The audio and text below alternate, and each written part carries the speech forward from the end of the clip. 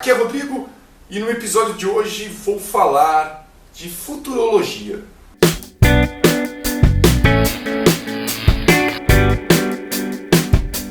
A política brasileira dos anos mais recentes tem provocado vários comentários que eu vejo nas redes sociais e não sem alguma certa razão, de que o Brasil é uma verdadeira distopia.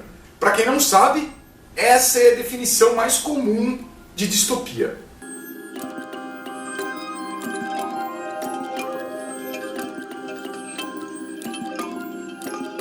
Mas é bom dizer que a palavra distopia surgiu em oposição a um outro termo também famoso, utopia. Utopia que vem do grego.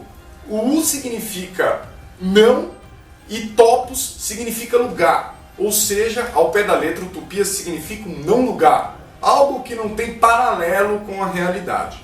O termo utopia ficou famoso depois que foi publicado na obra de Thomas Moros em 1516. Por sua vez, a palavra distopia aparece muitos anos depois, em 1868, e saiu da cabeça do pensador britânico John Stuart Mill. A ideia desse pensador era achar uma palavra que definisse muito bem a sua ideia de como a era industrial em que vivia distorceu completamente os valores apresentados pela utopia de Thomas Moros. Aliás, se me perguntassem para definir distopia em apenas uma palavra, talvez distorção fosse a minha escolha. No entanto, há quem diga que na literatura, distopia aparece antes mesmo da palavra existir. Um dos exemplos é A Viagem de Gulliver, do escritor Jonathan Swift. Nesse livro, um viajante conhece diversos lugares em que muitos fatos absurdos são baseados em ideias que estavam presentes na realidade do escritor. O que também parece ser sempre uma característica comum das distopias. Embora suas situações sempre sejam muito exageradas, no fundo são exageros que nascem das próprias realidades dos autores. Isso é muito Black Mirror, não? E por tudo isso que eu falei até agora, é que eu peguei 3 distopias que eu já comentei aqui no canal para perguntar para vocês qual delas foram capazes de traçar o futuro mais próximo do mundo e do Brasil. Afinal, o Brasil é o país do futuro, não é? Uma das distopias que eu já comentei aqui no canal é o clássico Laranja Mecânica, do escritor Anthony Burgess. Bem, basicamente é a história de um rapaz que vive uma vida totalmente vazia de significados e usa toda a sua energia vital para a violência.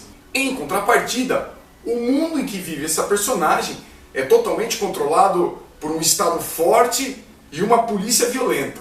É tudo na base da violência e da opressão. Uma versão distópica daquela frase de bandido bom é bandido morto, em que a recuperação de um criminoso se dá com mais violência e muita lavagem cerebral para que ele possa se tornar um cidadão de bem, totalmente controlado e alienado da realidade. Outra distopia muito famosa é a de George Orwell, o seu clássico 1984. Embora logo de cara ela já tenha um problema com a realidade brasileira, já que ela trata de um Estado controlador totalmente anticapitalista, né, nos moldes do que ele via do governo de Stalin. E como a gente sabe, no Brasil de hoje, embora seja algo muito antigo, o anticomunismo é uma das últimas modas do século XXI. Mas há 2 itens nesse livro que chamam a atenção para a nossa realidade de hoje. O primeiro deles é a vigilância total das pessoas por meio de câmeras.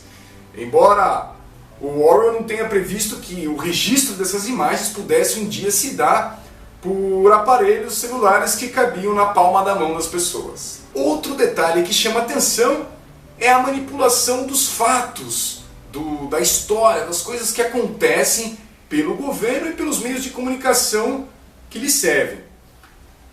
É uma versão um pouco mais antiga do que hoje a gente já ouviu muito dizer com as redes sociais, aquela dupla perigosa de pós-verdade e fake news. O outro exemplo que eu trago de distopia é a minha preferida, o livro Admirável Mundo Novo, de Aldous Huxley. é que aqui me parece que temos muito mais pontos em comum com a nossa realidade. Cidades altamente tecnológicas, a civilização completamente separada da natureza, o controle genético dos seres humanos e uma sociedade altamente desigual, dividida em castas e com essa desigualdade social intensa, totalmente institucionalizada pelo Estado. E como não poderia deixar de ser, em Admirável Mundo Novo há também a preocupação em se controlar as informações. E claro que o cidadão que sai em busca da verdade acaba sendo taxado como criminoso.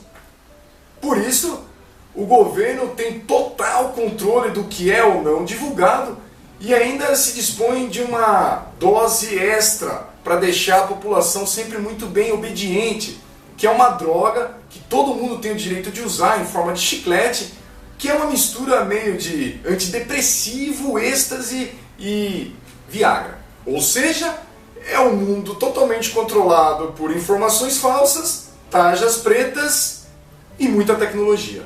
Mas como sabemos, essas não são as únicas distopias produzidas pela literatura. Por isso eu peço a vocês que comentem, dando sugestões de outras histórias que possam trazer paralelos com a nossa realidade. Ah, e antes que eu me esqueça, um dos ingredientes básicos da distopia é o pessimismo. Por isso, se você achou esse vídeo um pouco para baixo, me desculpe, a culpa não é minha, mas sim das distopias. Ou será que seria culpa da realidade? Enfim, se você gostou, deixa a sua utopia. Se você não gostou, deixa a sua distopia.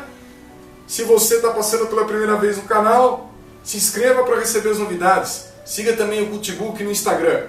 Eu vou ficando por aqui, valeu e até a próxima.